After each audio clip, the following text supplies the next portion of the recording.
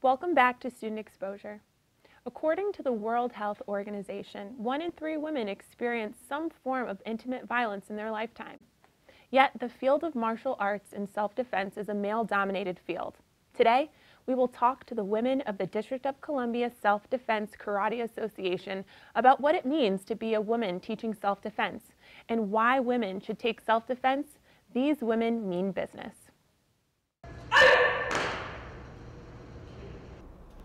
As a woman teaching women, I understand where they're coming from as far as how they're socialized. So there's a way that you can teach men that's very different from how you teach women. And for women, it's important for them to see that they already know a lot, that they already understand, in fact, how to be able to stand up for themselves verbally and so forth. And then we give them more confidence by literally practicing the verbal strategies and the physical strategies and how to project so that you appear to be calm, confident, and aware. That alone can stop things. Plus, martial arts in 2 ways teaches women to trust their instincts and trust their intuition. Number 1, we talk about it. We talk about if somebody was coming up and you felt a little something, what would you do? What positive action would you take to keep that from happening? To trust your own inner voice that's telling you something's up. Also, the way that martial arts training uses the brain, left brain, right brain, constantly working together, strengthening the corpus callosum between them, also literally makes us better at left brain thinking, better at noticing what our intuition is telling us. So we teach 4 rules. Number 1, address the immediate danger. If the immediate danger is you just feel, with no known reason, that somebody's going to do something, get out of there. Don't be worried about, well, I'll look stupid. Get out of there, take action. Later, you can laugh at yourself because you moved because you were scared. That's only smart. Get out of there. The second thing is, if it's a physical thing, you address the immediate danger by, what is it? They're choking off your wind, the carotid arteries are choked off. You have to remove that and then counterattack simultaneously or as soon as possible. Finish them off to where they are incapacitated or they're out. Martial arts is not enough. I learned martial arts and I had some confidence, therefore. But I didn't understand the techniques. I didn't understand the strategy. That is why I started teaching. Because I thought there's a lot of martial arts instructors out there. Women, men, kids can go to any of them and they can get in shape. And they can learn martial arts. But they could be like me. I was very serious at 3 years of training and not a clue how to defend myself. I think that women should study martial arts and self-defense because I think we are often targeted in society and we are seen as generally weaker.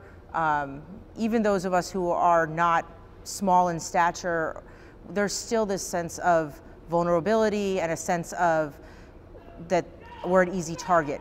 And I think that one thing that training in martial arts does beyond just learning the techniques, it creates a confidence. There's an air about the people who train in martial arts. When I meet women from other places, I immediately have that sense that that's something they do because their confidence, the way they carry themselves is just different. And I think it is projected to the people around us. And also it's a sense of calmness that we know if we're in a situation, we have the tools to address it and to get ourselves out of it safely, intact, and and to deal with the attacker or deal with the situation in a way that is best for our own safety. When I grew up, I was told to be quiet, to never make a scene, and if I was uncomfortable, to squash that because I would never want to make somebody else uncomfortable. That's how I was raised as a woman. And she understands that because that's how she was raised too, and many women are still raised that way. And so in her teaching, there's an assumption that yes, this is how you've been taught, but you know what? You got to let it rip. So when you're doing, we're going through the self-defense exercises, I had the hardest time yelling, raising my voice. I was told, do not raise your voice. Again, don't make a scene. Nice girls don't do that. Well, you know, here they do. What a really inspiring piece. Joining us in the studio today is student producer Stephen Reese. Welcome to Student Exposure. Hey, How you doing? I'm doing great. How are you? I'm trying to keep my distance. I don't know if you're going to take what you learned and try it on me. You're safe, Okay. You're safe, you're safe. So tell me, why did you choose this particular subject? That's a very good question. As you can see, I'm not a woman, and no one in my production group is female. Okay. So it's not a natural subject for us.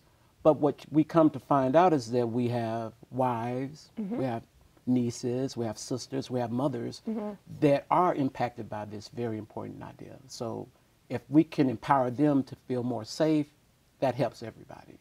Absolutely, especially when you look at the data, and I think it was 1 in 3 women experience some form of intimate or violence in their life. I mean, it's really important to have that experience behind you. Yes. So tell me, what did you and your co-producers learn while working on this project? The main thing was it expanded our worldview. We live in a male-dominated society, and we're all men, like I said before.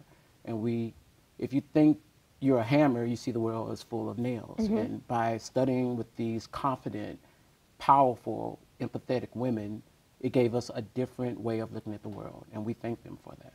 Absolutely, they were pretty powerful, and Yeah, definitely. I was scared a couple times. Well, you came back in one piece, Yeah. so they didn't tear you up too much, so Not it's too good.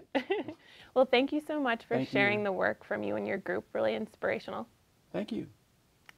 There are approximately 75,000 domestic violence survivors in Washington, D.C., and of those women are mothers, daughters, sisters, and friends. Let's do something to help them protect themselves. For more information about the District of Columbia Self-Defense Karate Association, contact Carol Middleton at dcsdka@earthlink.net.